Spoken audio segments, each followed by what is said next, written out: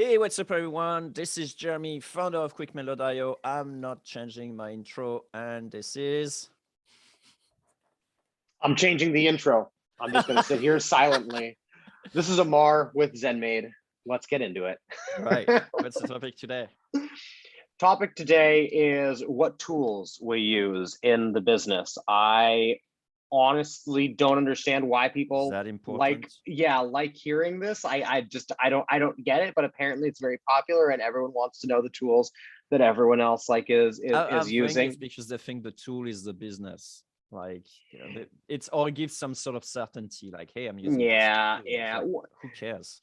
Yeah, I feel like so many. I think the other thing is just that when you look at when we started, it did seem like there were a lot more tools that were coming out with just completely like brand new kind of like things and features and like stuff like that. Believe it And if.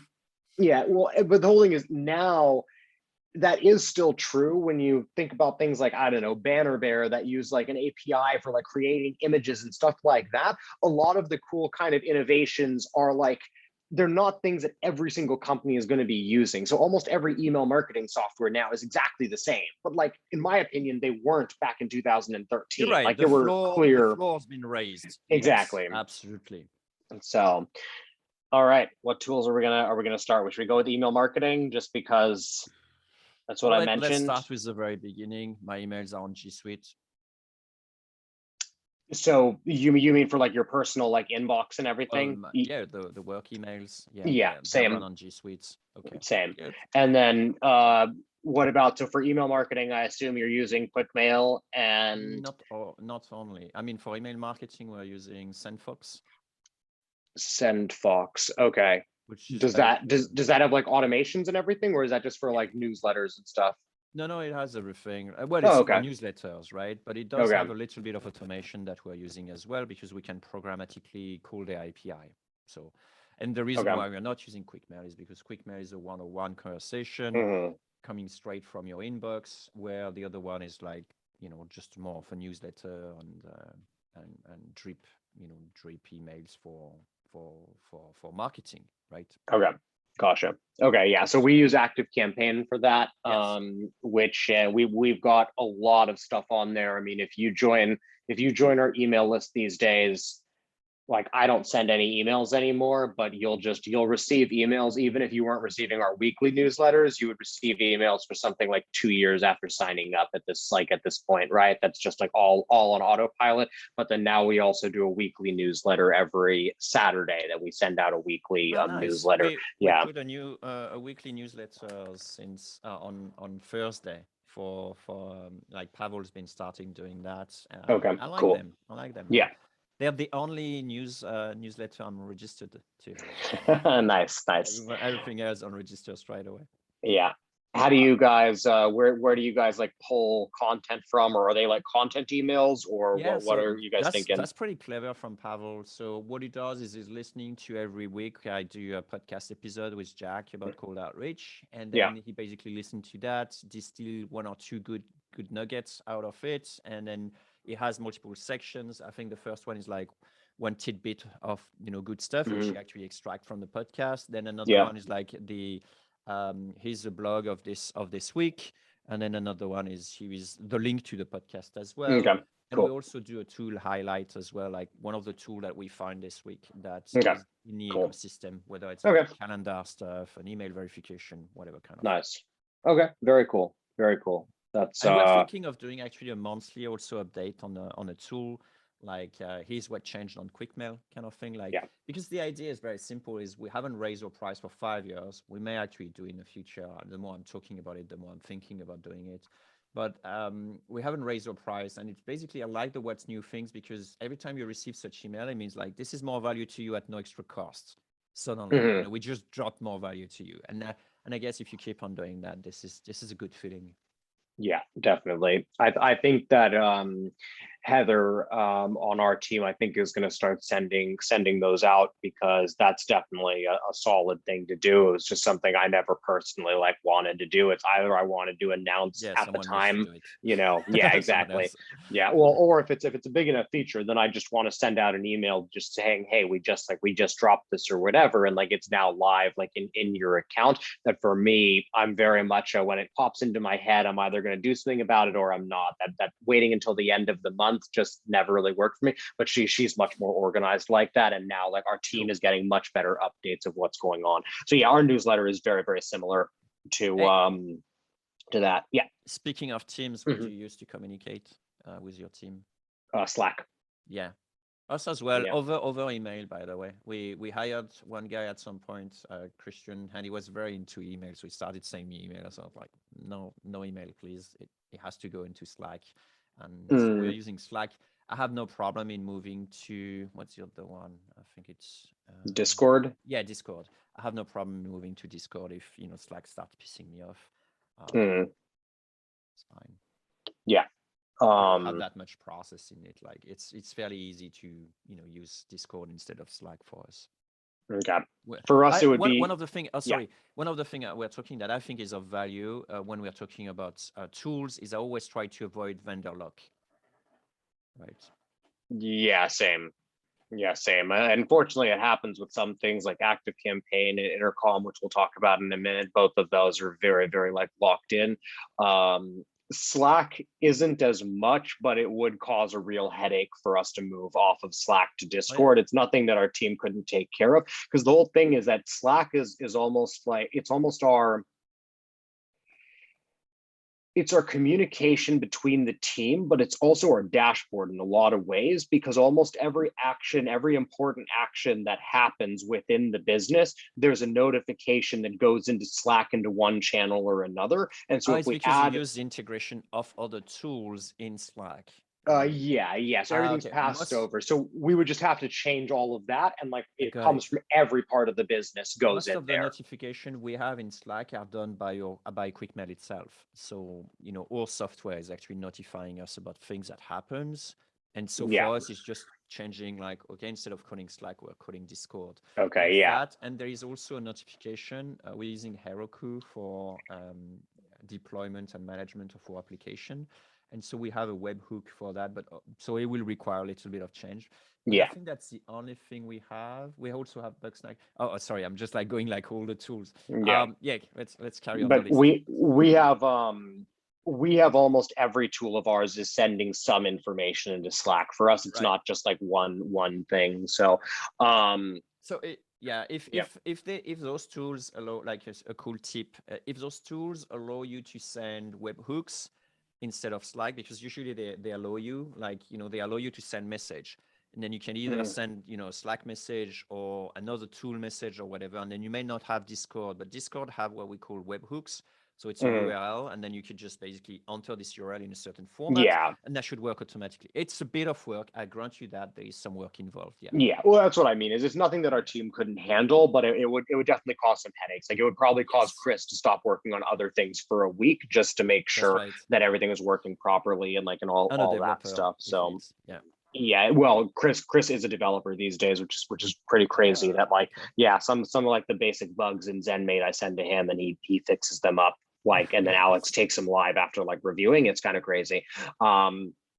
So Funny. yeah, so actually one thing I was just going to say, actually this is kind of turning into an interesting discussion because it's also about kind of how we use the tools. So for me, anything that needs to get done but it's not like a, when you see this message, do it right now kind of thing, needs to be emailed, at least to me personally. And Oh, so everyone interesting. kind of Yeah. has like their own rules about it, but I always let the team know of like, hey, like I have messages coming at me from like 10 to like 20 different channels like a day. If you tell me like, hey, I need you to review this document and you link the document, if I see that message in Slack and I don't click on that link right then, the chances of me coming back to it go down by the hour because I'm just not going to remember among all the other decisions that I'm making throughout the day. And so the team, it'll be like if they need to have a discussion with me, then they'll ping me in Slack. And then whenever I'm around, we'll chat about it. But if Got it's it. like a, hey, review this, then it's, need to email it to me, right? And they know that, but then also I know that. So I'll oftentimes see things and go, hey, email me this, right? You know what we'll do? We'll do a different podcast on how, we do We the manage that. operational Okay, cool. operational workflow. Yeah, for sure. Okay. Okay, so let's keep on tools. What else? Yeah. What else we got? So let's see, we've got Slack. So we use Intercom. Intercom is essentially our customer dashboard and our support tool, as well as our knowledge base software. So it's like a three in one. And that's one that it would be insanely difficult, to be very painful to take Intercom out. That's one that there's like vendor like Love and lock-in. hate. Yeah. Yeah, there's vendor lock-in. Like, all that I'll say about that is that I have another software now that's making like $300 a month, and there is no chance in hell that I will ever sign up for Intercom Come on. with that You company. know you want it. because Take it. I It's do, just I for do, free. I do, but they're very, very shady with their pricing. It is not transparent at all. Sharks. Yeah, and so I respect them for getting the vendor lock-in, but I think there's better ways to go about, like, there's a reason they're not getting a recommendation on this podcast, right? Active Campaign was the very first tool that I signed up this new software for, right? So that's like a ringing endorsement for them, right? So let's see. Well, yeah, what do I you use would for agree. support? It's annoying. I still haven't find like a tool I really like, and Okay. for those sort of like messaging on a website. So we're using Help Scout. It's super limited. I don't like their approach either on a lot of things. They're a bit simplistic instead of being just simple. Mhm. So they are simplistic tools. I wouldn't recommend it either. I tried Crisp, which I kind of like, but except that your messages disappear after 3 months. So good luck finding the history with your clients. So that's annoying too. For Was me, that it's their like a free massive. plan, or if No, you no, I was pay on the for it? paid plan, on the highest plan you got. So they're very, Really? yeah. They're very. That blows my mind. Me too. When I find out, I was like, seriously, what the fuck? But Yeah. they are very price effective. Like it's really good what you get for the prices, but it's a bit like feature bloat, like everything everywhere. Like you could see that they've been building a lot, but the Mm. thing that they don't keep the messages for Yeah, 3 months, it was that's a like deal for me. breaker. Yeah, it was a deal breaker, and then we moved I back think to Help Scout. I think we use Crisp right now in the new software, because that's what the guy was using before. I'm gonna have to talk to him about that, because if we don't have those Double check. They may have yeah. changed their stuff, but last time it Okay. was like very often the message was disappearing and stuff like that. It was a bit buggy and so on. So Yeah. When you say not a good when you memory. say We like tried it. cost of when you say like cost effective or whatever, are you talking about like $20 a month versus like No, $50 a month, $100 a or? month with all the features, like pretty much. Okay. Which I think is very, very acceptable. Because the problem of Intercom, the way they're pricing is that every visitor becomes like a client. And so it's just like, what the F, right? It depends on what you're using. Like we don't have any of the marketing stuff, so we don't pay per visitor. It's just per like registered user in the system. And there's some But ways still, to when kind they're of leaving, they still stay. And then therefore, like, I think there was like intercomsucks.com or something like that, where they actually, yeah or intercomsrock.com, where they yeah actually yeah. automatically prune, your That's people. from Ryan Culp. Yeah, that was one I of thought, his I thought like that was one of his clever. projects. Very clever, yeah. And they literally just charge you like half of like what they save you or something like that. And they're just like, yeah, we guarantee to save you this much money. Like you just pay this much. It's just like, oh, That was clever. that's pretty genius. So anyway, so we're using Help Scout for Okay. our libraries, and I'm not happy about it either, because you get stats, but you don't really know.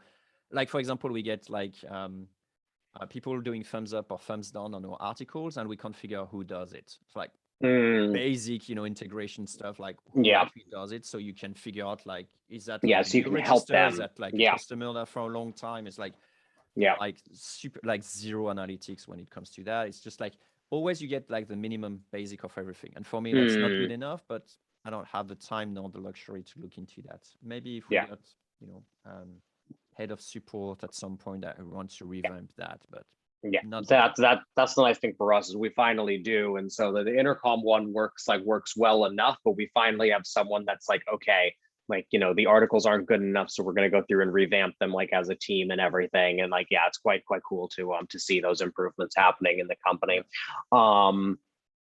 Let's see what else is there. So Intercom, That's for support. Marketing, do you use like Canva for thumbnails, or how do you do Oh, I use thumbnails and Canva for stuff? this podcast, actually. Okay. Again, we're using the free plan. There's no need for paying, as far as I'm Hmm. concerned. We've been using Canva for like a few years already to do just the Yeah. vignette for the podcast. Hmm. Honestly, it just saves a little bit of time versus doing it on Photoshop. Not a big deal, but yeah, we use that. Do you use it for a Okay. lot of things or just for this? Um, yeah, I mean, our team uses it, I think, for pretty much everything, for pretty much all like graphic design. I'm pretty sure Canva is like the go-to tool Yep. on our team. So yeah. So speaking of marketing, we got Ahref as well that we're using for the marketing guys are using that. Presume you use two, no? No, Oh, why not? I'm big curious. I mean, it's not really all that useful For information SEO? to us. Yeah, for SEO, because we already have great SEO. Like, well, so okay, sorry. So to be clear, we've had Ahrefs in the past. There's no Oh, I reason see. to keep it on an ongoing basis. We've done our keyword research. We know what we're like focused on. We don't have anyone on the team that's like that's going to be Interesting. monitoring those numbers. So one thing is when it comes to a lot of the stuff, like I've always asked myself, are we actually going to do anything with this information? And if the answer is no, Yeah, of then course. like Then you keep maybe it. I'll keep Right. basic like tracking, right? Of like some things are worth of like, okay, just because we're not using the analytics traffic like at the moment doesn't mean that we shouldn't be like, Yeah. I using know, I get analytics to that. collect For the us, data. we Yeah. have such a big legacy when it comes to SEO, like debt, SEO debt, then it's Mm, super helpful for us, of course. yeah, yeah. I'm sure at some point we'll get that again, and that Heather will make that like a big focus, and to see kind of where we are in various things and how we can move up like specific pages and all of that. But yeah, we don't at the moment. Makes sense. Yeah, We're using GitHub when it comes to code in development. I think we are too. We're using GitHub with a tool called ZenHub, like it's an extension. Okay. We're not paying for it either. Yeah. It's crazy how frugal we are and how many tools you can create a business with plenty of tools for absolutely zero these days. But anyway, so we're using like ZenHub for it, which basically shows a Canva. It's like you can create multiple columns. So it makes transform your GitHub into a Trello board in a sense. So you can Mm, like move cards from around. So a lot of our workflow when it comes to product management is all into GitHub. okay. We We actually have have like two depots. Sorry, I finished on that. We actually have like two depots to explain you. We have one where it's just for the creating issues, like basically stories, issues, whatever, like bugs or feature requests or whatever. We put it into this, and that looks like a Trello. But we also have a second depot for the actual code. The reason for that is because you can't say in GitHub that this member can access the issues but can't look at the code. So we had to actually split it into two. But because of the integration, if you put the link of the support ticket into your pull request or your code change, then it actually integrates pretty well, and so you can navigate. And so people on the team mm, who should not have access to the code can still talk, monitor the issues, mention what is going on, and add some stuff. We use it for mentioning like a new story, who should be notified, if docs needs to be changed, all those sort of things. We basically use GitHub a lot, actually, okay. more than I thought originally. It's proved Yeah, super helpful. that's funny. So yeah, a couple of things there. So we use GitHub, Heroku, and Pivotal Tracker. So Pivotal Tracker, I think, is the equivalent I of tried it. ZenHub for you. Yeah, Yeah. exactly. It's Um, not as but good. I didn't think it was as good. yeah, what's funny is that none of what you're talking about would really have made sense to me until literally a couple of weeks ago, because we only just got that stuff like in place and actually being used. So now on the past like 3 dev calls, when the team is going over it, like I always just like, jump on those and just like, fly on the wall for those. And Alex is now going through the Pivotal Yeah, Tracker that's and what should going through, happen yeah, like this is everything every that's week. happened this week and like and all that stuff. And so it's quite cool to see. Yeah, I'm not gonna lie, this is probably gonna horrify the 2 indie hackers that decided to watch this podcast, but I have no idea what GitHub actually does.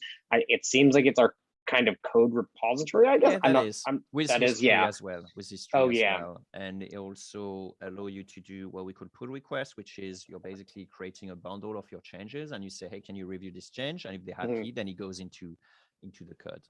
Yeah. It's basically a workflow tool for developer as well. Mhm. Super Yeah. helpful. Yes, I'm happy. we've now, yeah, good. No, I'm just happy to share offline, how it looks like, Mhm. so you could see. And Yeah. Yeah, we finally have that in place, and it's quite cool because now it goes between all the different like departments, right? So the support team is notified when it should be like yes, fixed, and like, exactly. yeah, it's quite cool. So that's really good to see, and that's been a big part of us dealing with the recent problems that we've been having like at ZenMaid. Is that's what gives me a lot of confidence that we're past a lot of the bugs that we've been dealing with really for years, because we have everything kind of on lock now in terms of like our workflow. And I was like, we fix a bug, we write a test for it to make sure it's not like reintroduced. It's like every week the system is just getting more and more stable, and like noticeably so, because we were quite unstable even just like a couple of weeks ago. So that's cool to see. We're also using Heroku like you do. Okay. We're also using a bit of AWS as well. Do you guys use Yeah. AWS? I don't know. Yeah, actually we do use AWS, yes, because I get a very big bill from them every month. So yeah, It's once a probably month I get an email from S3 them. in AWS, which is like where you store Probably. stuff. Yeah. Mhm. Yeah, we Yeah. use that. We also use a few machines for proxies as well. So it's a little bit more complex for setup when it comes to AWS. But mostly we Mhm. use Heroku for the application.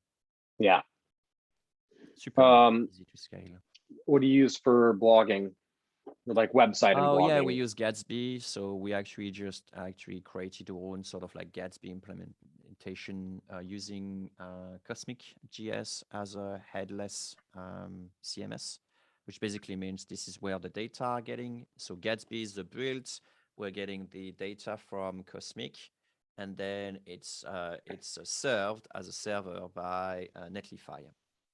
So Netlify is the one. Basically, we have code in GitHub for the website. So it's now something that is built on React. Then Gatsby is the one that takes this code and creates static pages Okay. based on the data that are in Cosmic JS, and then we publish it on Netlify. So when you actually hit quickmail.io, then you get Netlify serving you those pages that's been built with Gatsby. Gotcha. Cool. Much more complicated than just using WordPress for sure. Yeah, exactly. For the two people listening to this, don't do what Jeremy did. Well, it has some advantages, I must say. Like I'm actually warming up to this one because or Cosmic JS is the one that has the data, and then our marketing people can now go ahead and then change stuff. But it is a bit of investment. It is a bit of investment for sure. Yeah, if the marketing folks can go in and can like work with it like without you, then I think that was like I remember we talked about this before when you were making the decision, and that was definitely the biggest. Yeah. Yeah, but now it's getting better and better and better. So yeah. Now because it's we use Webflow. Oh yeah. Webflow for our like core pages, for like homepage, pricing page, demo page, and then our sign up page is actually on the app subdomain. Yeah, so that's causing some real like headaches right now, because that's probably the most important page for us to test, but it's the hardest for us to change and to set up. So we're actually working on that now, but it's a real headache, because like, especially because even though we have developers, none of them are designers. So it's like we've got to come up with the design, but then they've got to go through and implement it, and most of them are really good with back end stuff. On the front end, we're just using templates for stuff, and so that's like a bit of a headache. And then for our blog and a lot of other pages, we use WordPress. I think it's a custom theme that I think Fran spent a lot of time working on. We put a lot of effort into our magazine page to really make that like a pleasant like experience. And then the other thing that we use is lead pages. Lead pages.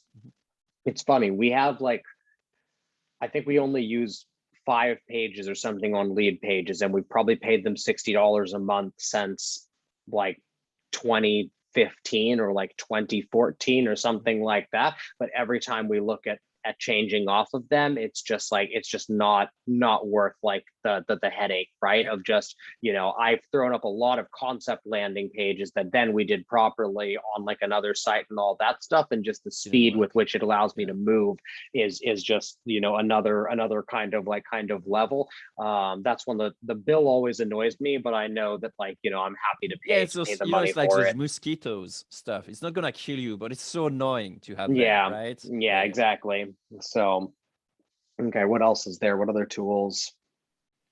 Um,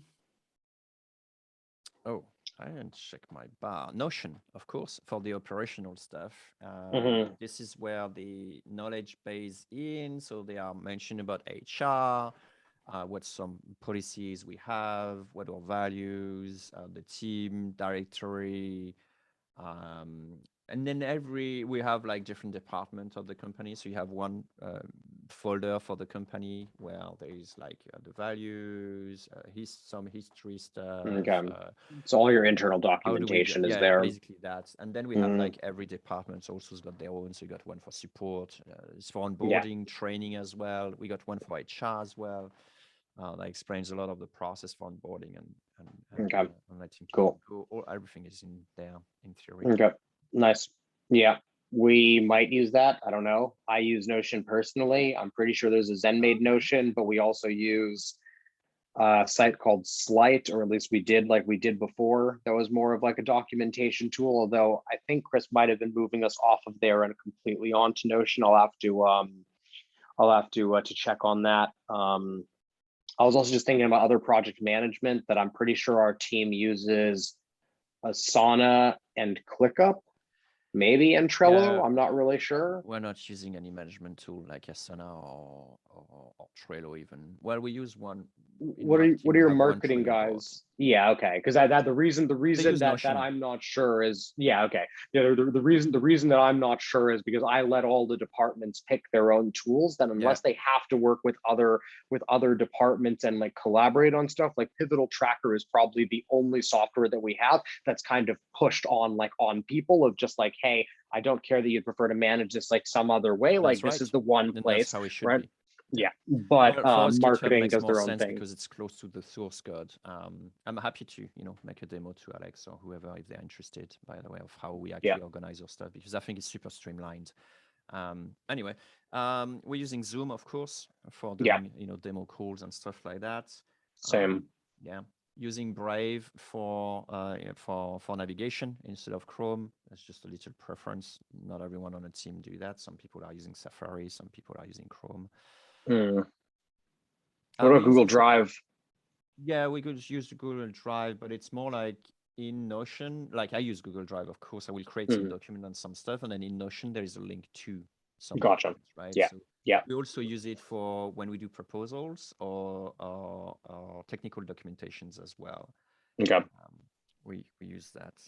Yeah, for us, all files are saved in Google Drive. Like if there's like a file of like, you know, a lead magnet, for example, that's in like the ZenMade Google Drive, right? Stuff like that. Oh, I see. Yeah, that will probably be something similar. I mean, yeah, it's a repository in a sense. We use Telegram for urgency, like red alerts. We use WhatsApp for that. Yeah, some similar thing. Yeah. Phone is only for family. That's one thing I'm pretty strong on. Otherwise, I think that's pretty much it. Did you do them all? Oh, Calendly. I use Calendly as well when it comes to booking demos or interviews, you know, lots of different things like that. Yeah. Yeah, I use Calendly as well. Not as much for the team. It's more for other people. Most of my calls with the team are all like booked on the calendar on Google Calendar every week at the same time. Or if it's something else, it's rare that I'll send a team member my calendar link because it'll more just be like, hey, if we need to talk about this, let's just jump on a call and talk about it now. Google Calendar as well for that. Yeah. Such, yeah.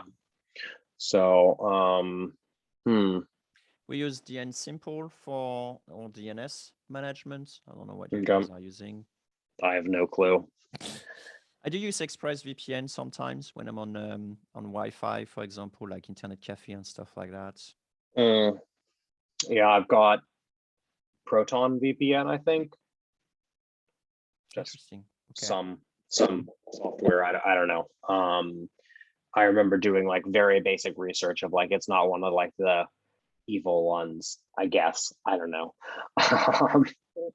Yeah. Trying to think. I think that's pretty much it. I mean, I'm sure there's more things that we're forgetting that we're gonna like end this recording and be like, oh, what about I'm looking basically XYZ? at my list of passwords. So I see LinkedIn navigators as well.